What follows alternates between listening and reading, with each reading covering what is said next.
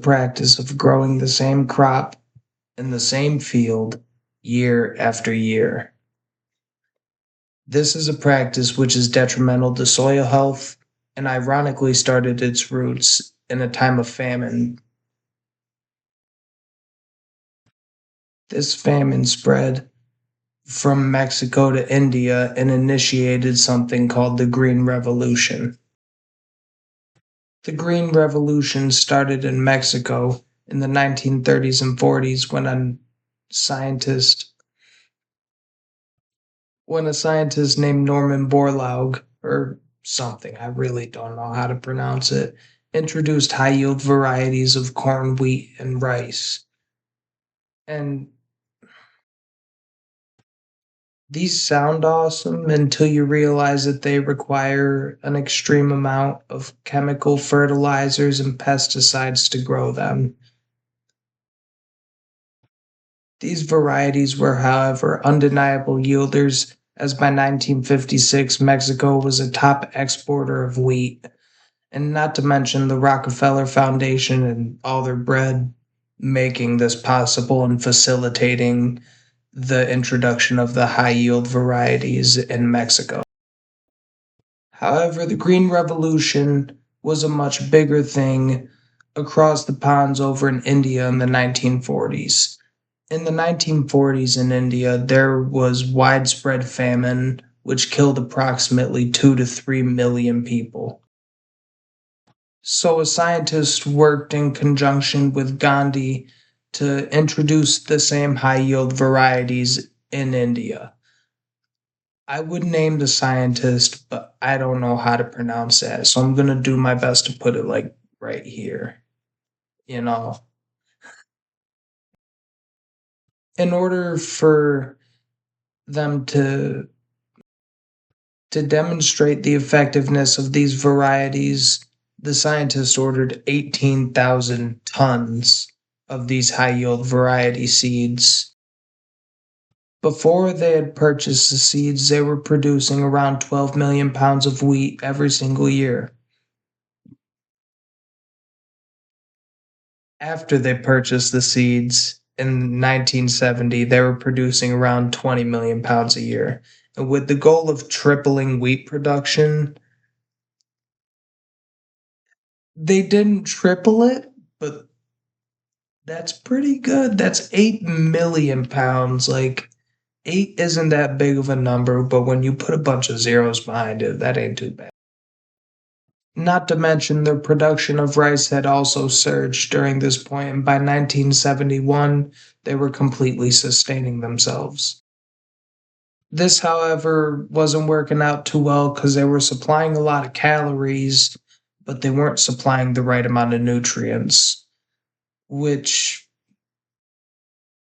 in this so crop diversity and food sovereignty had taken a major hit. This loss of species is mainly due to the focus given to the production of subsidized high yielding crops and the emphasis of monoculture by the government. This didn't just make other types of crops unavailable, rather, it completely eradicated some varieties.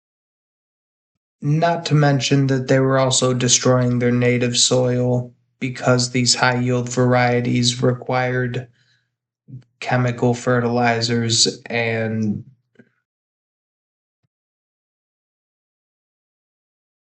fertilizers. Besides the instability of the acquired traits in modern varieties, such as high yield rice varieties, hybrids, and genetically engineered rice, and the associated environmental degradation with its cultivation, has caused a regular decline in yields and quality of food grains produced. This basically means that over time, the high yield varieties started sucking because they were unpredictable and they weren't growing a diverse.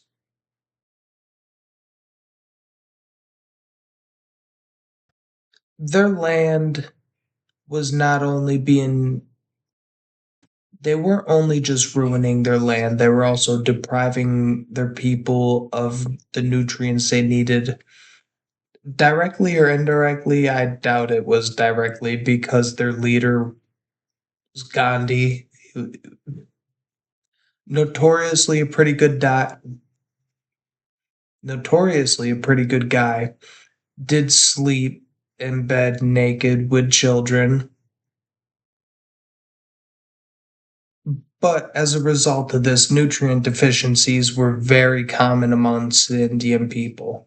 They were missing out on a lot of micronutrients such as iron, zinc, calcium, vitamin A, folate, and riboflavin among the population, causing this resulted in a lot of nutrient related diseases such as anemia, keratomalcia. I'm not sure.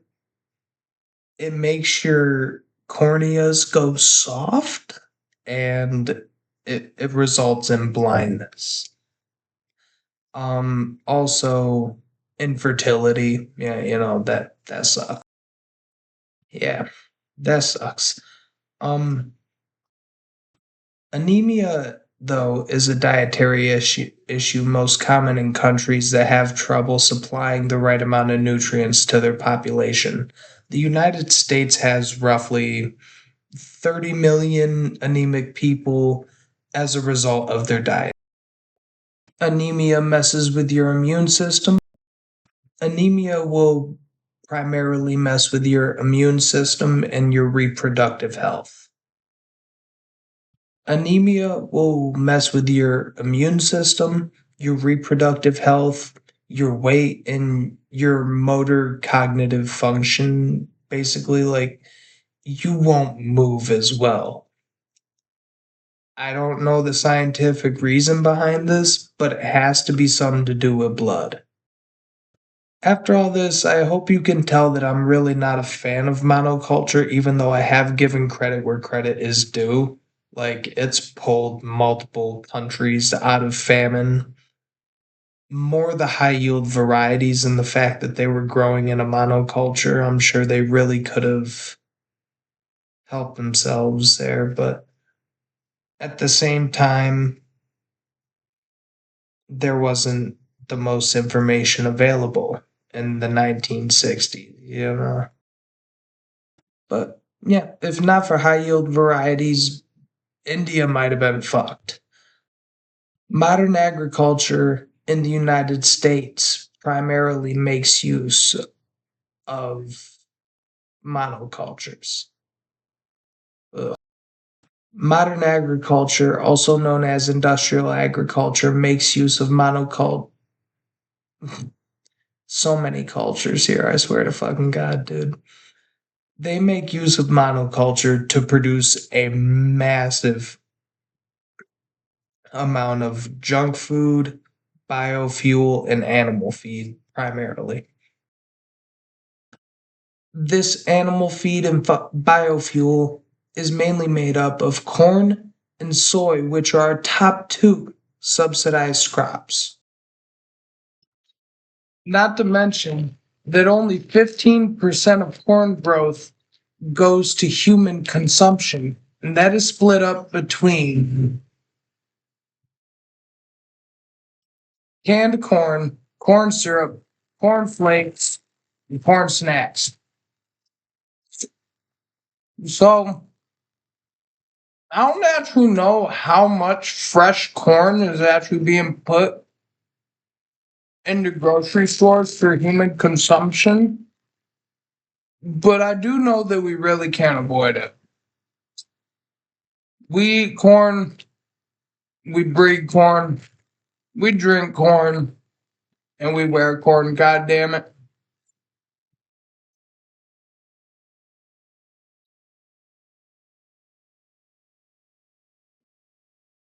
What's worse is they make up half of all food subsidies, corn and soy put together. And most of it doesn't even go to humans. I'd just like to picture a world where we subsidize crops that are actually eaten by us, fresh and not processed into shit.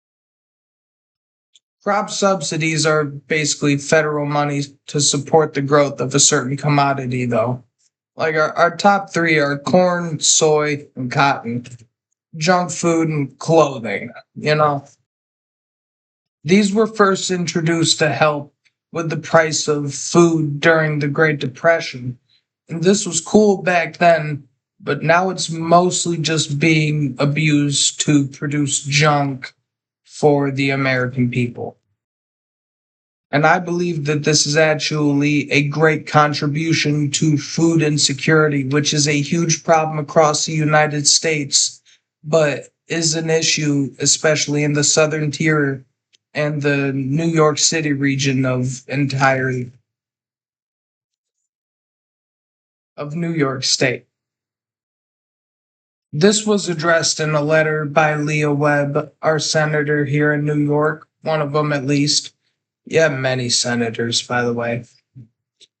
I actually got the opportunity to meet Leo Webb this February up at the Capitol building. I was doing advocacy work for the Educational Opportunity Program. Didn't end up going that well. I may or may not have called a very important woman a bitch. Not Leo Webb. She's awesome, by the way. Vote for her. I'm gonna go ahead and read a quote from I'm going to go ahead and read a quote from Leah Webb here. Our region has some of the highest poverty rates in the state. 875,000 families in New York have experienced some form of food insecurity, according to a recent report from the New York State Comptroller's Office.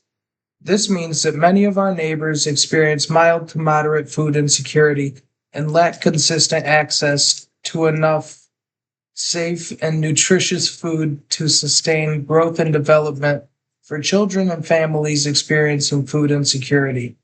This means living with hunger, but also increased levels of mental health struggles and chronic diseases like diabetes.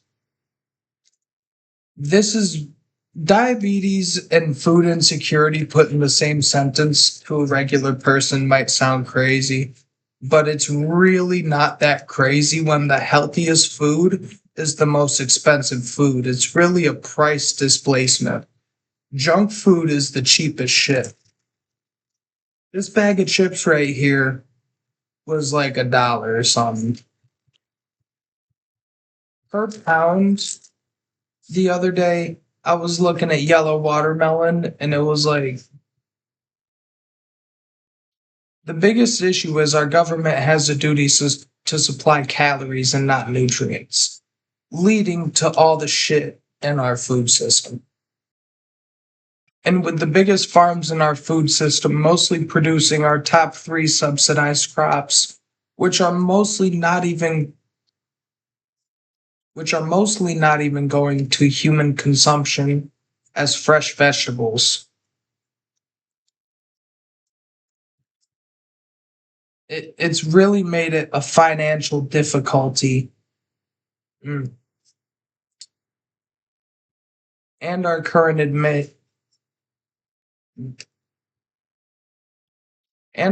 administration axing SNAP has made accessing healthy food a financial difficulty. When regular people go shopping, they're not really considering their health. They're trying to eat for as long as possible. I'm not really saying I have any solutions to this shit show. I would just like people to know why this shit show happens, where it came from, and why it's bad. Anyways, have a good day. Hopefully, this doesn't get me kicked out of college.